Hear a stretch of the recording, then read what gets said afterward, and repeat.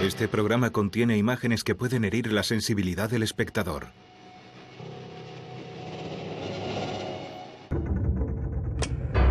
Me metí en una carretera secundaria, en un camino de tierra, y me puse manos a la obra. Tenía varios metros de cuerda en el coche, entre otras cosas, y me venía genial para estrangularla.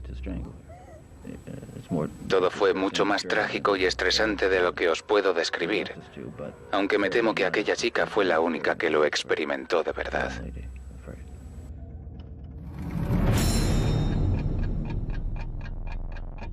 Un asesino en serie anda suelto.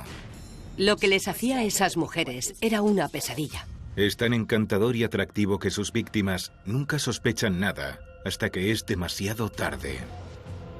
Era muy calculador y manipulador. Entonces el extraño de voz aterciopelada se convierte en un monstruo lleno de rabia. Los ojos se le pusieron prácticamente negros, no había más que maldad. Con un apetito mórbido tan demoníaco que ha sorprendido hasta los agentes más curtidos. A todos nos dan escalofríos. ¿Qué hacía con ellas? Ha servido de inspiración para personajes como Buffalo Bill en El silencio de los corderos. El sexo era parte de sus asesinatos, antes, durante y después de la muerte. ¿Alguien puede parar a Ted Bundy, el asesino en serie?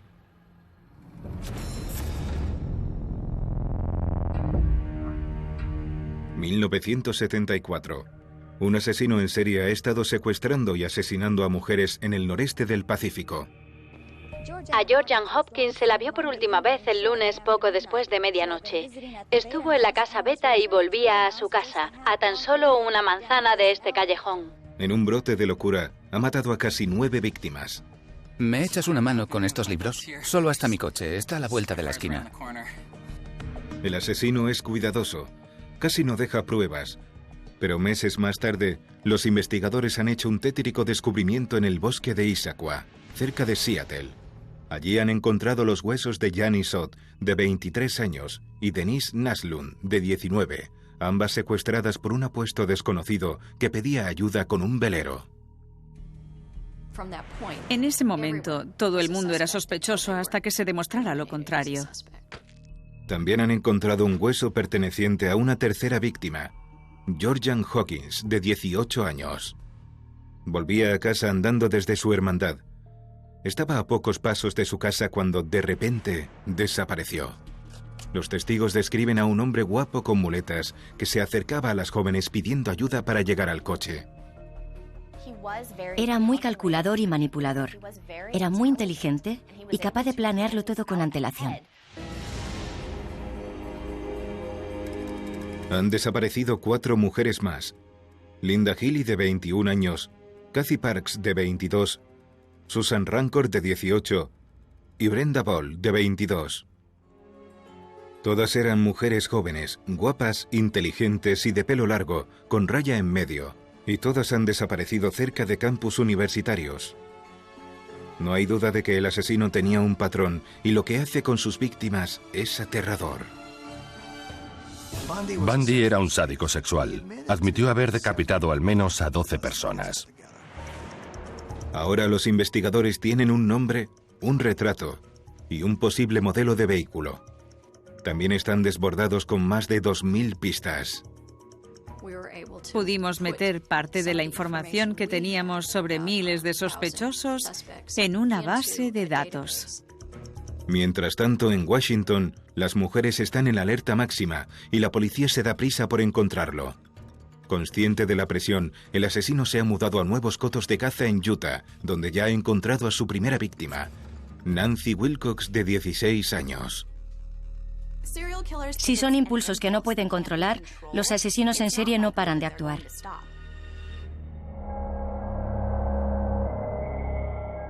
Nueve días después, Rhonda Stapley, de 21 años, estudiante de farmacia en la Universidad de Utah, espera un autobús que nunca llegará. Cuando a su lado pasa un Volkswagen. Ella es una de las pocas que se topará con el diablo, sobrevivirá y vivirá para contarlo. Cuando pasaba por mi lado, se paró. dio marcha atrás y retrocedió. ¿Necesitas que te lleve a algún sitio? Bajó la ventanilla del copiloto y me preguntó, ¿a dónde vas? Yo le respondí que iba a la universidad y entonces me dijo, yo también, súbete. Sube, que te llevo. Ah, vale. Aquello no era autostop. Simplemente era un universitario amable ayudando a una compañera y me pareció normal, nada fuera de lugar. Muchas gracias. De nada, es un placer. ¿Dónde estudias? Pues en la Facultad de Derecho. Yo en la de farmacia. Dice que estudia Derecho y que se llama Ted. Muy bien. Sí. Yo pensé que era mi día de suerte, ¿sabes? ¿Qué universitaria no querría conocer a un estudiante de Derecho? Podríamos quedar otro día. Sí, me encantaría. Entonces todo empieza a ser raro. Eso fue el turno pasado.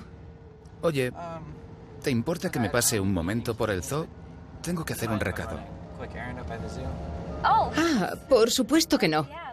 El zoológico estaba cerca de la universidad y bueno, yo estaba con un estudiante de Derecho muy mono, así que no era un gran problema. Es más, pensé que igualmente llegaría antes a mi casa en su coche que en el autobús. Te lo acabas de pasar, ¿no? A partir de entonces, la situación se volvió bastante tensa. Dejó de hablarme, solo conducía y sujetaba con firmeza el volante. Me imaginé que estaba buscando algún sitio para enrollarse conmigo. Pero él piensa en algo más que en unos besos. Al final, aparcó entre unos árboles. Apagó el motor, se giró hacia mí, se acercó y me dijo muy, muy despacio. ¿Sabes una cosa? ¿Qué? Voy a matarte. Voy a matarte. Me pone las manos en la garganta y empieza a apretarme y sacudirme. Rhonda se resiste, pero él es más fuerte. Y yo pensaba, ¿por qué? ¿Por qué quiere matar a alguien? ¿Por qué quiere matarme a mí? ¿Y qué voy a hacer al respecto? ¿Cómo puedo salir de esta? Así que tuvimos un forcejeo en el coche. Él ganó y me quedé inconsciente.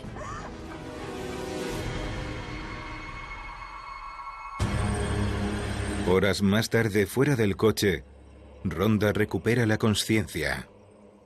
¡Despierta! ¡Despierta!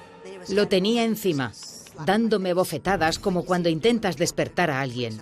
Me golpeaba las mejillas, una y otra vez. ¡Despierta! En cuanto estoy consciente, me coge y empieza a pegarme una y otra vez. ¡No, por favor! ¡No! Yo estaba en el suelo llorando y pidiéndole que parase. En ese momento Rhonda ve algo que nunca antes había visto y que nunca volverá a ver. La cara de un monstruo. De repente estaba furioso. Más furioso de lo que jamás he visto a nadie. Tenía los puños cerrados y las venas hinchadas en la frente y en el cuello. Y la cara roja y brillante. Se inclinaba sobre mí.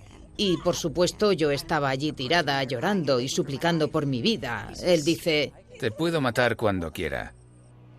No tienes derecho a llorar y quejarte.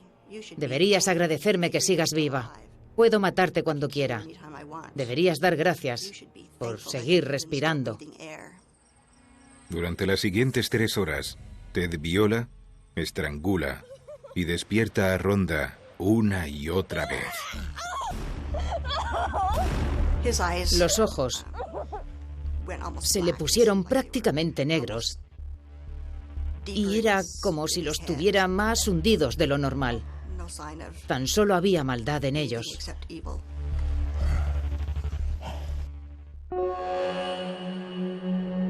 De algún modo sobrevive y horas después recupera el conocimiento. Está muy oscuro. Lo único que puede ver es la luz tenue del Volkswagen cercano. Es su única oportunidad de escapar. En cuanto me levanté y empecé a correr, Me di cuenta de que llevaba los pantalones bajados alrededor de los tobillos, así que me tropecé 1 o 2 pasos y me caí, pero me caí en un riachuelo de la montaña que se movía a gran velocidad, lo cual me alejó de mi agresor. Cuando salí del río, todavía llevaba las botas puestas y aún tenía buena parte de mi ropa. Podía subirme los pantalones y, de alguna forma, llegar a casa. Durante horas, Rhonda merodea por el bosque pensando que su agresor podría ir pisándole los talones. Sin embargo, consigue volver al campus. Entonces me metí en un aula que estaba abierta. Entré en la facultad y me metí en un vestuario, me limpié como pude por si me cruzaba con alguien. No quería tener mal aspecto y me repuse lo mejor que pude. Durante 40 años, Rhonda nunca contó su historia. Temía llevar la etiqueta de víctima de violación, un estigma que haría que la señalaran entre sus familiares y amigos conservadores. Pero hoy, Rhonda se siente culpable por su silencio. En ese momento, decidí que nadie debía saber lo que me había pasado. Me sentía avergonzada, enfadada y estúpida por haberme metido en una situación tan peligrosa. Pensé que todos sabemos que no hay que hablar con desconocidos, que la gente diría, ¿por qué lo hiciste? Y que mi madre me haría volver a casa y abandonar mis estudios, dejar mi carrera, y creí que la gente que me conocía me trataría de manera diferente. En aquellos tiempos, las enseñanzas de la Iglesia mormona decían que la virtud y la castidad eran los bienes más preciados de una mujer joven, y que si llegabas a un punto donde tenías que renunciar a tu castidad o a tu vida, era mejor morirse antes que ir al infierno. Pero yo no había muerto, así que me sentía culpable también por no poder justificar eso ante Dios, ya que no era pura ni casta y no era digna de un buen hombre. Todas esas ideas y sentimientos me influyeron y no quise que nadie lo supiera. Para Rhonda ha sido un aterrador encuentro con la muerte lo que le cambió la vida de una forma que aún intenta comprender.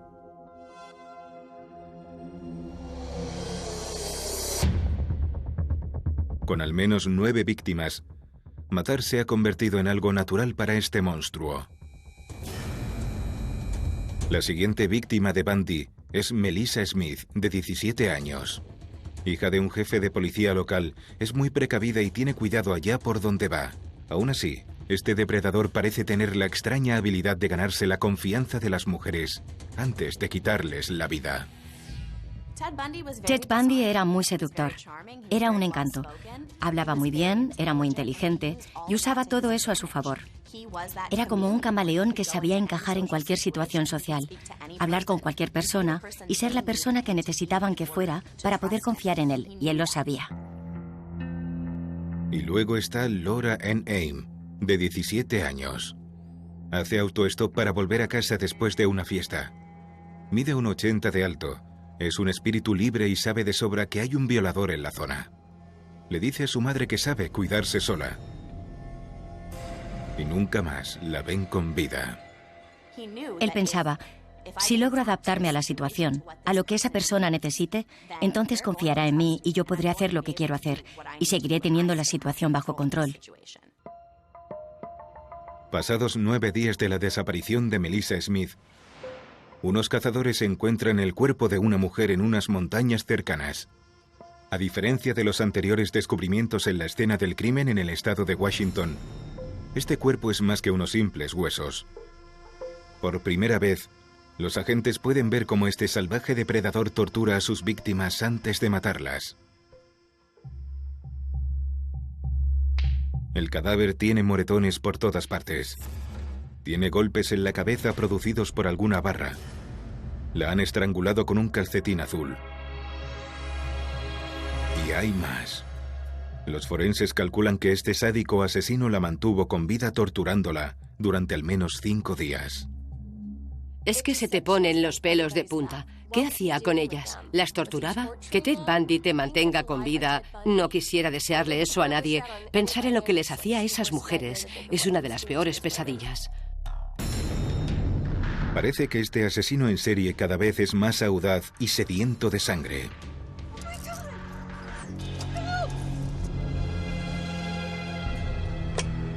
Ella dijo que iba a cenar o tomar algo, las dos cosas, con unos amigos suyos. Supongo que con alguna amiga, no estoy del todo seguro, pero dijo que no pasaba nada si llegaba un poco tarde, algo así.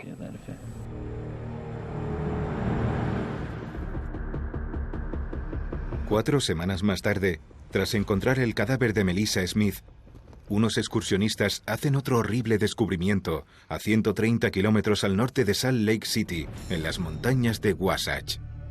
Es Laura N. Aim, la 11ª víctima conocida. Ha sido golpeada, violada y estrangulada, y una vez más, la policía encuentra un traumatismo por objeto contundente en la cabeza. La han golpeado tanto que está casi irreconocible. Además, hay un giro inquietante. El asesino le ha lavado el pelo a Laura y maquillado su cuerpo y el de Melissa. ¿Qué fantasía psicopática enfermiza está creando este monstruo? Que Ted Bundy maquillara a sus víctimas o las tratara como muñecas encajaba con su necesidad de perfeccionismo o de proyectar esa perfección al mundo. No se le veía con alguien que fuera un cualquiera, o menos que él.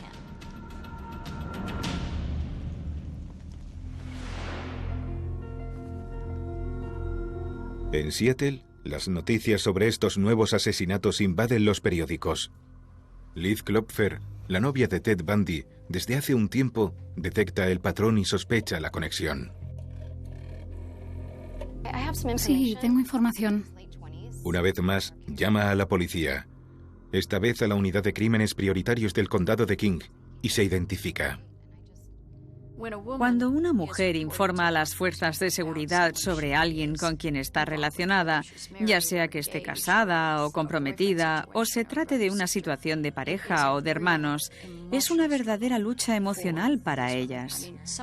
Es decir, a veces es obvio que tienes que contar lo que sabes, pero no puedes negar los sentimientos que has tenido o que aún puedes tener por ese hombre. Se llama Ted. Es que creo que tengo que informarles. Liz cuenta sus sospechas sobre su novio Ted Bundy y su comportamiento cada vez más extraño. Cómo descubrió unas muletas innecesarias en su apartamento que concuerdan con el modus operandi del asesino del estado de Washington. Los agentes están perplejos, pero aún así, es uno entre los 100 sospechosos que deben investigar a fondo. En Utah, el asesino va un paso por delante de la policía. Está en plena revolución y listo para usar una nueva táctica aterradora en su próxima víctima desprevenida.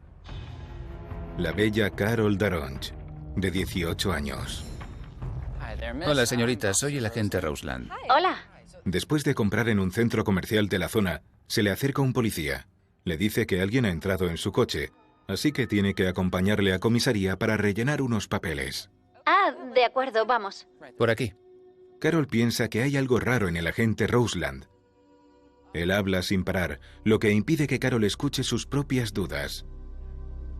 Hasta que ve su coche de policía, un escarabajo destartalado. La tímida joven se arma de valor para hablar. ¿Le importaría enseñarme su placa? El agente Roseland muestra su placa y la guarda antes de que Carol pueda verla de cerca. Una vez dentro, puede oler el alcohol en el aliento del hombre. Es algo rutinario. Tranquila, solo será un minuto.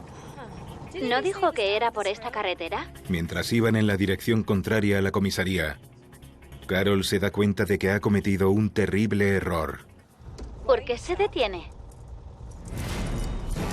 Conmocionada y aterrorizada, Carol se defiende, pero la ira frenética del agresor la supera. Él intenta esposarla, pero en el forcejeo accidentalmente esposa el mismo brazo 2 veces. Y ella hace algo que ninguna de las víctimas del asesino ha sido capaz de hacer antes. correr.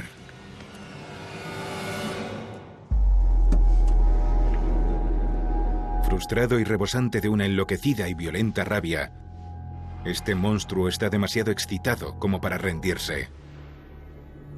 Va a merodear en busca de otra víctima. Debra Kent, de 17 años, y su familia acuden a una obra de teatro en un instituto de la zona. Debra sale antes de tiempo para recoger a su hermano en una pista de patinaje y desaparece. Mientras tanto, la policía encuentra una llave de esposas, pero poco más, hasta que un testigo clave se presenta. Sí, señora. Gracias por venir. Dígame, ¿qué vio? Raylene Sheffer, profesora de teatro, cuenta a los agentes que un hombre desconocido le pidió que saliera con él para identificar un coche. Si lo viera en una rueda de reconocimiento con otras 4 o 5 personas, ¿cree que lo identificaría? Sí. ¿Sin dudas? Seguro. El asesino está tan consumido por sus enfermizas pasiones que se está volviendo descuidado. Parece que la bestia salvaje de su interior se ha vuelto tan voraz que nubla su propio juicio. En Seattle, la noche después de la desaparición de Debra Kent, Diga. Liz Klopfer, la novia de Ted Bundy, recibe una llamada. Es Ted. Con los recientes secuestros y asesinatos en Salt Lake City, es consciente de que las coincidencias son evidentes. A ella le sorprende la llamada a estas horas de la noche, casi a medianoche en Utah. Habla raro por el teléfono.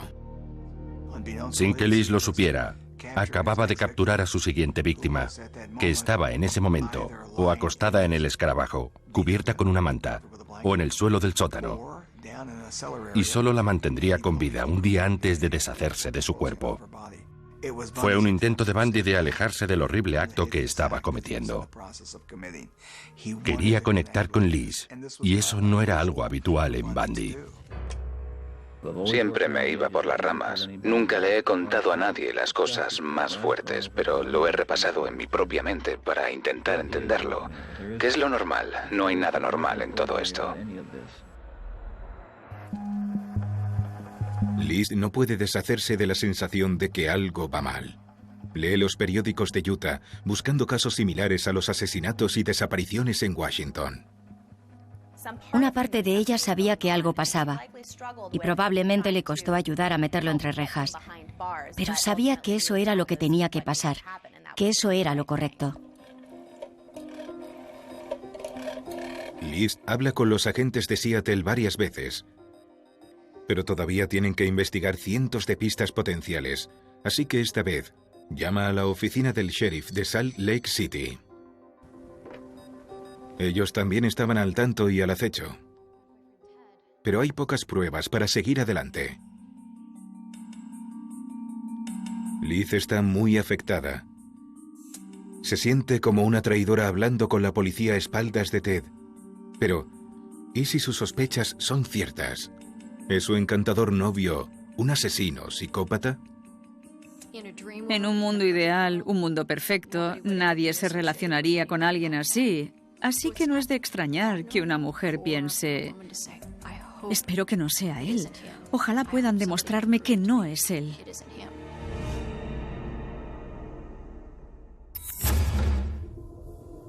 En Utah ha habido 5 secuestros en 5 semanas.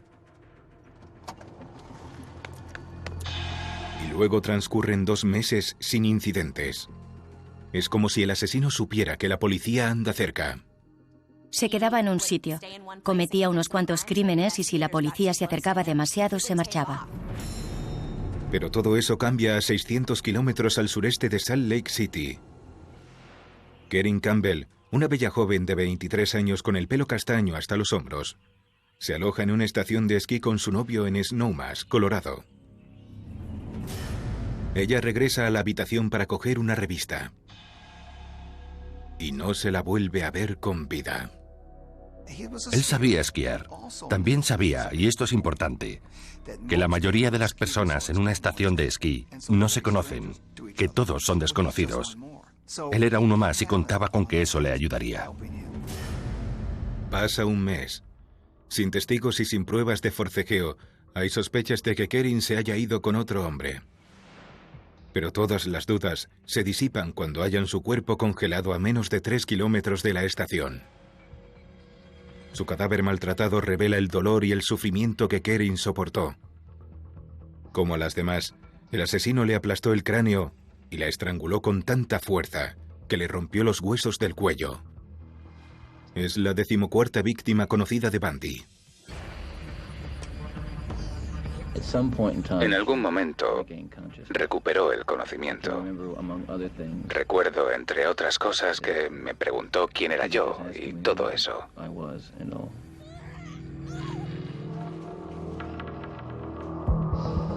La policía de Utah y Colorado avanza en sus casos. Pero en Washington siguen sin tener pruebas sólidas.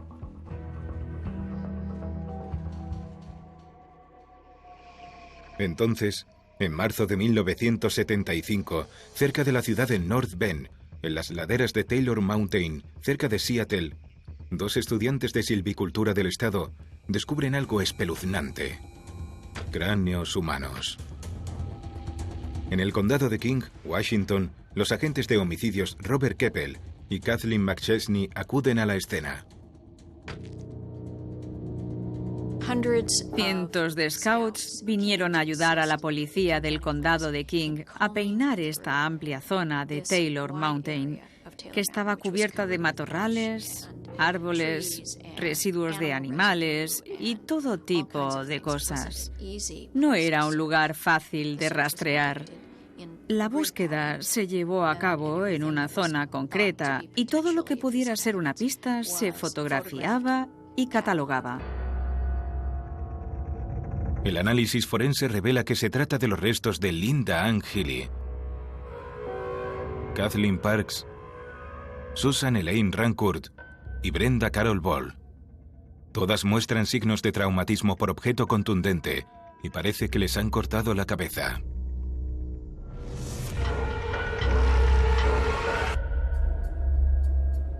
Seis semanas más tarde, en otra estación de esquí, esta vez en Vail, Colorado, la monitora de 26 años, Julie Cunningham, de media melena, se dirige a un bar a tomar una copa con una compañera de habitación, cuando ella también desaparece.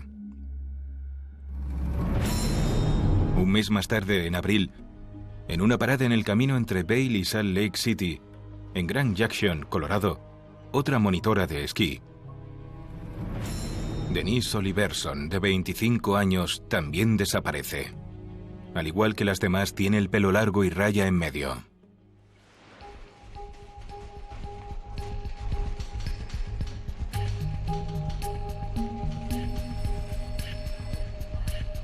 Aún así, los agentes de Washington, Utah y Colorado tienen pocas pistas, pero están empezando a atar cabos y a coordinar sus investigaciones. Los agentes de Washington buscan entre sus 100 mejores sospechosos y aún no han llegado a Ted Bundy. El agente de Colorado, Mike Fisher, contacta con el agente de Utah, Jerry Thompson. Bueno, el vehículo coincide. Es un escarabajo. Acuerdan compartir recursos. Las investigaciones empiezan a avanzar, pero no lo suficiente para las próximas víctimas del asesino. Los nuevos casos de chicas desaparecidas parecen encajar en el perfil del depredador. Lynette Dawn Culver, de 12 años, está almorzando en su instituto de Pocatello, Idaho, cuando desaparece. Y luego Susan Curtis, de 15 años, está en una conferencia de jóvenes mormones en Provo, Utah, cuando desaparece. Estas sombrías revelaciones significan que este monstruo ya no se dirige solo a mujeres adultas. Puede que ahora esté secuestrando a menores, manteniéndose fiel a su patrón, asesinándolas. En algún momento, este apetito, esta necesidad de mujeres, se vuelve tan abrumadora que ya no se anda con artimañas. Tiene que ir a la escuela y acercarse a niñas muy jóvenes, a las que se les dice que respeten a la autoridad. Irá tras ellas. Esto demuestra su desesperación. Buscó durante todo el día y la noche del 5 de mayo una universitaria. Así que sí, era un objetivo fácil. y no tenía reparos en asesinar a estas niñas pequeñas, como lo haría con una mujer adulta.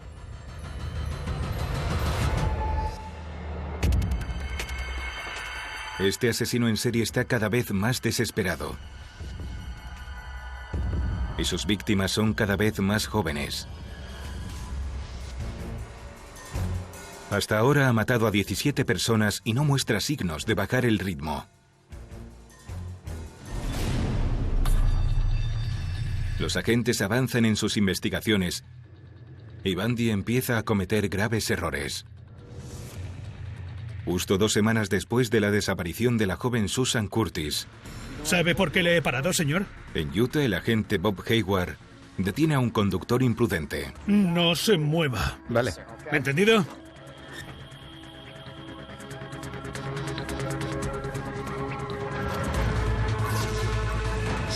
Llevaba unos objetos muy sospechosos. Tenía un pasamontañas, un par de medias con 2 agujeros para que pudiera usarlas como máscara, unas esposas. Había otros artículos bastante inquietantes, como cordeles, cuerdas, cosas con las que podría recluir a alguien. Voy a arrestarle ahora mismo. Quiero que salga lentamente del vehículo con las manos en alto. Dese la vuelta y mire hacia la parte trasera del coche, por favor. Justo ahí, no se mueva. El sargento Hayward acusa al sospechoso de evadir a la policía y de posesión de herramientas de robo. De acuerdo, dese la vuelta. Venga hacia mi vehículo. Queda detenido. Al día siguiente, domingo por la mañana, Ted Bundy está en libertad bajo fianza y de vuelta en la calle. Pero el lunes por la mañana, el agente de Utah, Jerry Thompson, al revisar los informes de las detenciones del fin de semana, repara en un caso con el nombre de Ted, un Ted que conduce un escarabajo, y recuerda el caso del secuestro de Carol Daronch y una llamada reciente de Liz Kopfler, la novia de un posible sospechoso llamado Ted Bundy. La policía del condado de King había enviado folletos e información por todo el país con la esperanza de que si en otros estados tenían casos similares, se pusieran en contacto con nosotros, y los departamentos de policía de Salt Lake City y del condado sabían que estábamos buscando a alguien y se pusieron en contacto con nosotros de inmediato. Llegados a este punto, estábamos convencidos de tener a nuestro principal sospechoso.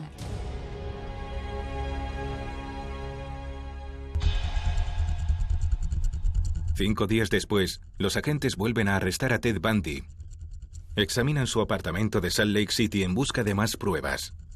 Allí dan con una serie de descubrimientos desconcertantes. Un panfleto de una obra llamada The Redhead de Beautiful Beaumont, el mismo instituto donde secuestraron a Debra Kent. Una guía de esquí de Colorado con una X sobre Wildwood Inn, el mismo lugar donde Kerin Campbell desapareció. Aquí es donde la mató. Fotografían el escarabajo de Bundy y también encuentran una factura de gasolina pagada con tarjeta de crédito que estaba a la vista. No imaginan lo crucial que será esta prueba en un futuro. Cuando los agentes de Washington se enteran del arresto, Ted Bundy pasa a ser de los primeros sospechosos en la lista. Los policías de Washington, Utah y Colorado están seguros de que van detrás del mismo hombre. Teníamos muchas esperanzas de que todo saldría bien, de que seríamos capaces de reunir todas las pruebas que Salt Lake pudiera tener, compararlas y coordinarlas con las pruebas que pudiéramos encontrar en la zona de Seattle.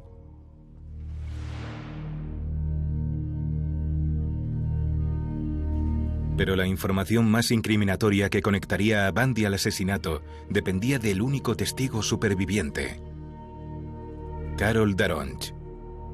Todo dependía de su capacidad de identificar al sospechoso Ted Bundy, que era un seductor maestro en el arte de la manipulación. Carol. El agente Jerry Thompson trae un montón de fotos para que las vea. Me preguntaba si podría echarles un vistazo. Claro.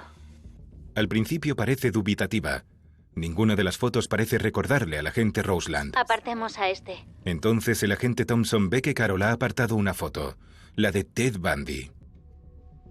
Es el que más se le parece, pero no estoy segura. Es difícil, todo sucedió muy deprisa. Mírela otra vez. Carol vuelve a mirarla. Hay algo en su mirada. Es él. Es el agente Roseland.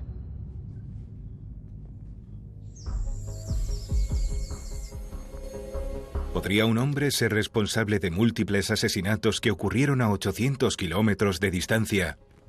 Sin pruebas concluyentes, no hay caso. Pero cuando los agentes examinan más detenidamente los recibos de gasolina de Bundy, ven un patrón alarmante. Todas sus compras de gasolina lo sitúan cerca de las escenas del crimen en los días exactos de las desapariciones. Pero ¿quién es este Ted Bundy? Parece ser un estudiante de Derecho muy educado. Mi coche está a la vuelta de la esquina. Cuando llamó usted a la policía... Para saber más de él, el agente Thompson viaja a Seattle para interrogar a su novia Liz. El hecho de que esta mujer acudiera a nosotros por sí misma fue un paso enorme en la dirección correcta para establecer una conexión con ella. Esta conversación resulta reveladora. Me marché más de una vez. Liz cuenta que Ted a veces sale hasta tarde. Ha sido durante este último año. Lo conozco desde el 69. Con el tiempo ha ido viendo varios objetos extraños en su apartamento. Antes de que Ted se mudara, le ayudé a empaquetar sus cosas y encontré unas muletas en su armario. Una escayola con la forma de su brazo izquierdo. Estaba en su vestidor. También encontré ropa de mujer en una bolsa. Lo que más me asustó fue un cuchillo bastante grande que encontré en la guantera. Era grande, estaba en una funda. Había información que pudo darnos y fueron pistas e indicaciones de que posiblemente Theodore Robert Bundy había participado en los secuestros de estas mujeres, pero ella no nos dio la prueba del crimen para que nos entendamos. No nos dio la clase de pruebas que necesitábamos para procesarlo. Confiado en su caso, el agente de Salt Lake City, Jerry Thompson, consigue una orden judicial y una citación en la que se acusa a Bundy de secuestro e intento de asesinato. Se le ordena que asista a una rueda de reconocimiento. Los agentes traen a 3 mujeres para identificar a los sospechosos. Estaban Carol Daronch, la superviviente de un intento de secuestro en un centro comercial cercano, Raylene Sheffer, la profesora de teatro a la que se había acercado un apuesto desconocido pidiendo ayuda de forma agresiva la noche de la desaparición de Deborah Kent, y Tammy Kinney, compañera de taquilla de Deborah Kent, que también había visto a un hombre sospechoso la noche del estreno de la obra. Las 3 señalaron al mismo hombre, Ted Bundy. Durante meses, Ted Bundy ha ido un paso por delante de la ley. Pero por fin está detenido.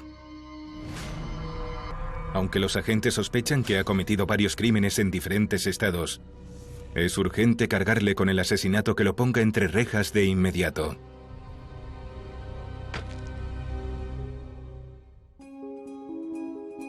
El 23 de febrero de 1976 comienza el juicio de Ted Bundy por secuestro con agravantes. La sala está llena. Los padres de Liz y Ted, también presentes, son algunos de sus pocos defensores.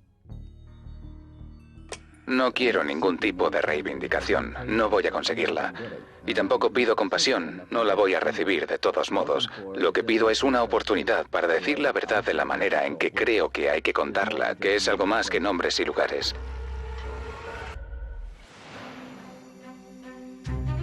Todo dependía del testimonio de Carol Daronch. Pero la testigo principal de la fiscalía está nerviosa e insegura de sí misma. Carol describe su terrible experiencia a manos del agente Roseland. Tímidamente señala a Ted Bundy como su posible secuestrador. El destino de Ted Bundy está en manos de un hombre, el juez Stuart Hanson. En lugar de un juicio con jurado, Bundy cree que tendrá mejor suerte con un único juez. Bundy sabía lo suficiente sobre la ley. Decidió que el juicio en el tribunal podría ser mejor para él, y lo fue porque creía que si le tocaba a un jurado popular en Utah, lo más probable es que todos dijeran, eres culpable. El juicio de 5 días concluye el viernes. Para Bundy, los investigadores y las familias de las víctimas, es una espera agonizante. Recuerdo que leí en el informe que Hanson pasó todo el fin de semana dándole vueltas. ¿Había alguna duda justificada de que Bundy fuera culpable? El lunes por la mañana el juez emite su veredicto. Culpable. Ted Bundy, el hombre que puede ser responsable de la muerte de más de una docena de mujeres, ya no está en las calles. Pero solo se le acusa de secuestro. 3 meses después, Ted Bundy es condenado a entre 1 y 15 años en la prisión estatal de Utah. Por ahora, su reinado del terror parece haber terminado. Pero los agentes del estado de Washington y Colorado no están satisfechos. Tienen casos que resolver. En concreto, el agente Mike Fisher quiere respuestas por el asesinato de Kerrin Campbell. No dejará que su brutal matanza quede impune. Mike Fisher es uno de esos agentes de la ley que no quieres que te siga la pista. Se esforzaba mucho. Era el tipo de persona que creía que si había alguna posibilidad de recuperar alguna prueba más, lo haría. Las autoridades de Utah hicieron un trabajo bastante bueno para recabar pruebas del escarabajo, pero pronto quedó claro que no hicieron todo lo que se podía hacer con ese coche, y que Mike tendría que llevarlo a algún lugar para hacerlo, porque había muchas posibilidades de encontrar más pruebas en el coche.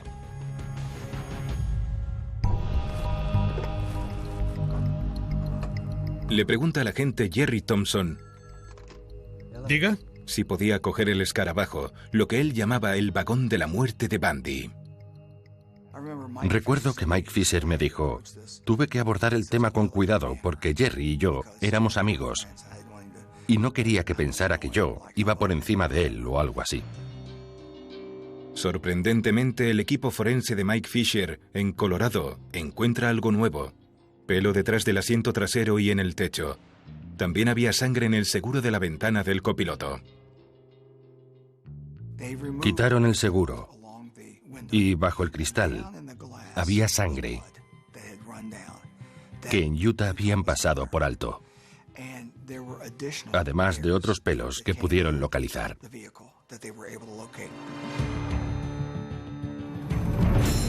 En Colorado, el agente Mike Fisher redacta un nuevo informe. El más sólido hasta la fecha contra Ted Bundy. Esta vez será juzgado por asesinato en primer grado. Por el asesinato de Kerrin Campbell. Para Fisher estaba claro que fue un movimiento inteligente inspeccionar ese coche para encontrar esa prueba adicional y salió bien. Eso aseguró el caso. En octubre, el juez George Lord de Colorado firma una orden contra Ted Bundy. Bundy es trasladado a una cárcel de Colorado, donde espera su inminente juicio por el asesinato de Kerrin Campbell, la chica que desapareció del centro de esquí en Wildwood Inn. Mike Fisher es el tipo de persona que, si puede hacer algo para averiguar la verdad, lo hará. Pero tenía una tarea enorme para culpar de la muerte de Kerrin Campbell a Bundy.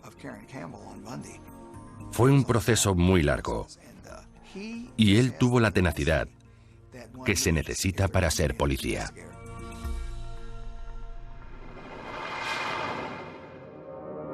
Pero Ted Bundy tiene un plan y toma una decisión audaz. Como ex estudiante de Derecho, quiere ser su propio abogado. Esto significa acceso a la biblioteca de Derecho del juzgado y durante el juicio tendrá libertad para moverse por la sala del juzgado.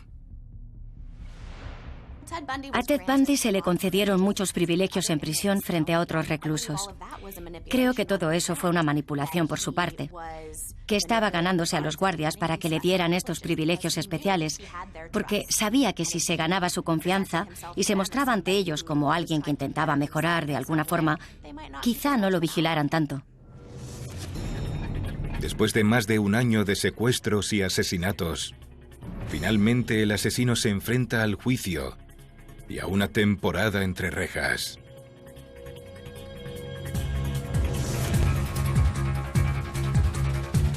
Pero entonces ocurre algo inimaginable. Ted Bundy se escapa.